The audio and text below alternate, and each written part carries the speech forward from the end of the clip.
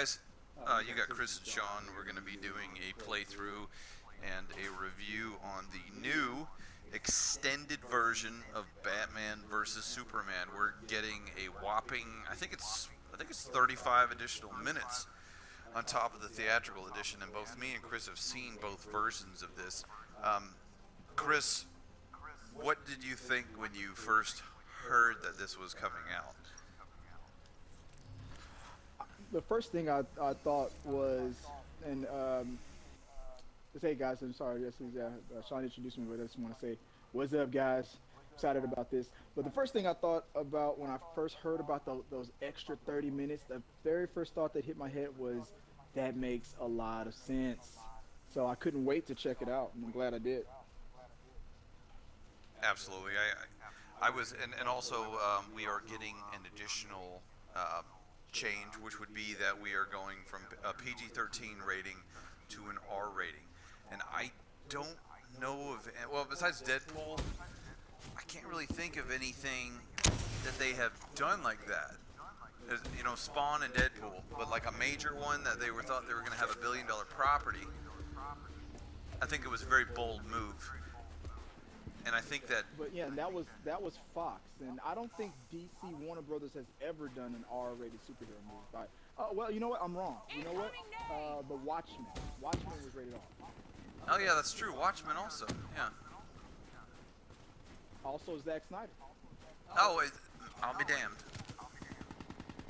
I will say that after seeing both versions, I am baffled that they did not just release this version of the movie right out of the gate. I mean, I'm disappointed that this wasn't the version we got first because, in my opinion, it was a much superior version. It flowed a lot better. It answered the question why for me. I mean, you ask yourself, why is Batman and Superman really going at it? And this one this version dives into it much better. It makes it make a lot more sense and why they really have a gripe with each other. yeah, I absolutely agree, man. I think it feels like a much longer, more in-depth movie, and it is. I mean, I don't. Okay, attention, guys. We're about to talk about some potentially spoiling things for you guys. So if you guys don't want to hear any stuff, go ahead and turn it off right at this point. We go ahead and give you a 5-second warning in 3, 2, 1. All right.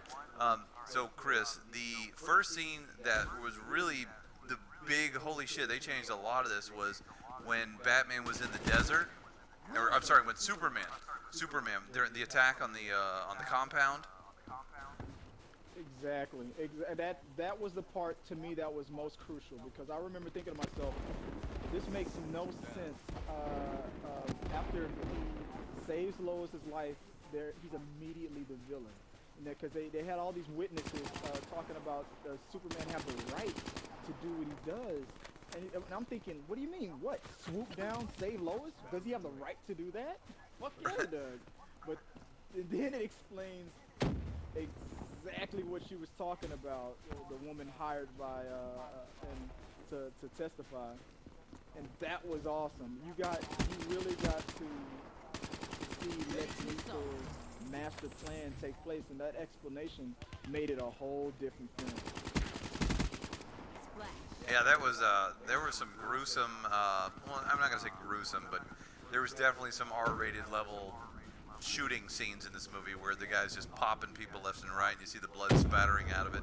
It's definitely not your PG-13 type scene. That I can clearly see why they had to cut that out, and plus they're blowtorching the bodies after they kill the people. Good effect.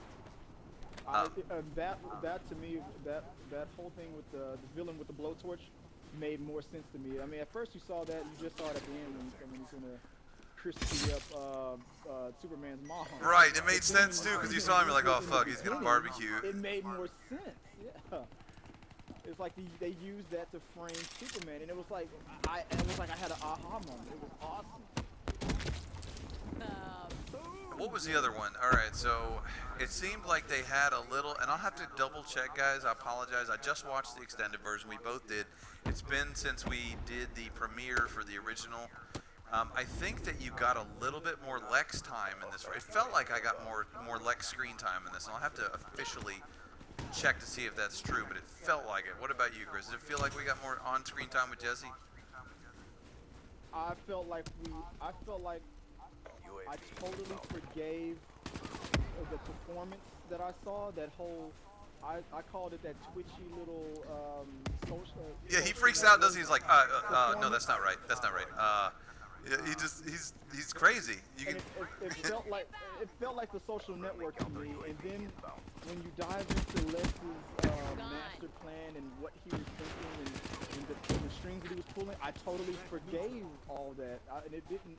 And I started to like Lex again. But when they took away all the string pulling that he was doing and the fact that he was behind most of it, when they showed that, I forgave the fact he was acting like a little creep weirdo. He was that whole piece of candy in the guy's mouth, but it's cherry. Yes, I It's like, forgave that what the because fuck? at first I was thinking that's weird as hell for Lex, but then when you go into the reasons why he was acting the way he was acting, and with the explanations of the extra scenes, I forgave it all. Like, brilliant performance. he really was twitchy and weird and psychotic in that way. He really did. And I don't think we'll. Hopefully we will, because by then, if he gets a second chance, he will be a little bit more comfortable, a little bit more developed as a character. I don't know if we're actually going to get more Lex from Jesse Eisenberg. What do you think? Do you think we're going to get more of him? Well, he's going to be in Justice League. We know that he is confirmed. Okay. The thing that I was happy about from this movie after seeing everything explained, besides it was the character development. It made me care about the characters, and that made me care about the disagreement between Superman and Batman, because you got to see Superman or Clark be a reporter, and you got to see more depth in between Batman and Alfred, and you got to understand what was really going on in the minds of these characters, and that little bit made it a whole different movie. I know the movie was technically longer, but because it was edited better and flowed better, it felt shorter to me. It felt like that extra 30 minutes is breezed by. And correct me if I'm wrong, Chris, but we also had an extended. You saw it in the trailer, but from my memory, we did not get to see it in the theatrical edition, where we got to see, I guess, the apocalypse, the post-apocalyptic Batman in his trench coat. That was there in the theater version. You saw The whole fight, everything? On the ground. Say it again. The whole fight was there. It seemed like there was a really long scene. I don't remember that being in the. Yeah, that whole scene was there. That wasn't cut out the movie. That whole thing where Batman got betrayed in the dream and everything. That was all there. Ooh, there's a GI unit. Yeah, he's here. Oh no, I didn't get the GI unit. Join up for this. Get Well, your shit together. to wrap it up, I mean, I totally like this movie. Far superior.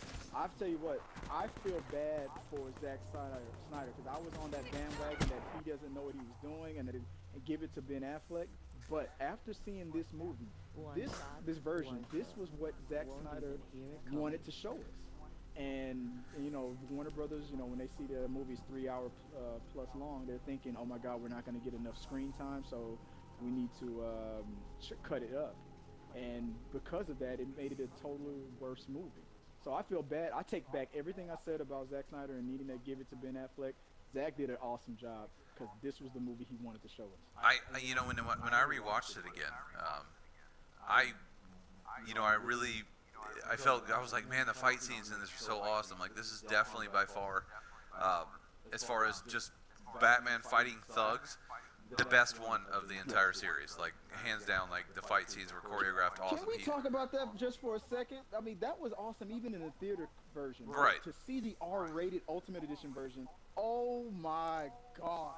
That bone-breaking, Batman being brutal. The grunting when he got...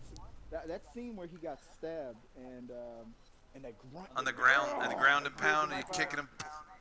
Yeah, and he puts the knife back into the Yeah, guy he who stabs the him. dude. And then and the part that extended on the extended version was he wasn't finished with him. The guy was begging Batman, "No, please, no, no," and Batman just thrust his arm to his throat. That was brutal. He was definitely a brute, a force to be reckoned with. He didn't play no games. He's not just trying to knock you out. He's trying to kill you or maim and disable you. Like the other one's like kind of Punisher like from the Daredevil. yeah, he's the Punisher with a cape basically. I mean, there's no like I that knock them down and they stay down. the code has gone out the window for this Batman. He is not playing That was games. the thing that I was confused about. That was the thing that I was confused about. It turns out that the code will come back, but that's what he meant by I failed him in life. I won't fail him in death. I'm gonna honor him, because Superman adopted the no kill policy, and now because of the years of the psycho years that Batman was going through that we didn't see or that we're gonna see in the single movies, all his history with the Joker, Batman just became a dude that just didn't care anymore. Well, you heard Alfred talking about it, right? He's like, it's the the blah blah blah that makes men cruel, and he's like looking at Batman. He's referring to Batman. He was talking about him, yeah. Did you become an asshole, Bruce? So now he's gonna adopt the no killing policy and to honor Superman. And I think that's a good twist on it. Instead of the code being something he comes up with on his own, he comes up with it because of the honor to honor Superman. I thought that was not what I would have gone for, but I didn't mind it. I do remember seeing the first pictures of the new Batmobile with the cannon on the front of it, and then people were saying, "Oh, it's gonna fire non-lethal rounds," and I'm like, "That looks like a big ass gun to be firing non-lethal rounds." Tim Burton's Batman didn't even fire non-lethal. No, he had twin 30 caliber machine gun, Browning 30 cals that came up. But forget that. yeah, but he never actually shot. He shot doors. That's what he shot. He shot like a stormtrooper. Yeah. But Ben Affleck, he just straight up murders people. And I'm kind of glad the code went out the window. It's just like, this is what he can fully do when he goes for it. He's not holding back. And that's the thing about the Batman. Sometimes he has to hold back so he doesn't, like when he battles the Joker, he could just kill him, but he just can't. I'm thinking that that's what happened. I'm thinking that when we'll find out in the Batman movies that it was when Joker took Robin from him. That's when Batman started saying, "Fuck it." Because it even references, haha, the joke's on you, on the suit, the Robin suit. Joke's on you. And Zach confirmed that is in fact Robin's suit. Yeah. So ultimately, the Ultimate Edition is far superior. I love it. I take back every negative thing I said. I cannot wait to see Justice League now. And I don't want it to be rated R, but I want Zack Snyder to keep going. If he can keep pulling it out like this, and as long as Warner Brothers stops messing with his fucking vision, I'm thinking Justice League is going to be kick-ass, and everything I've heard so far from it concurs. I think it's going to be awesome.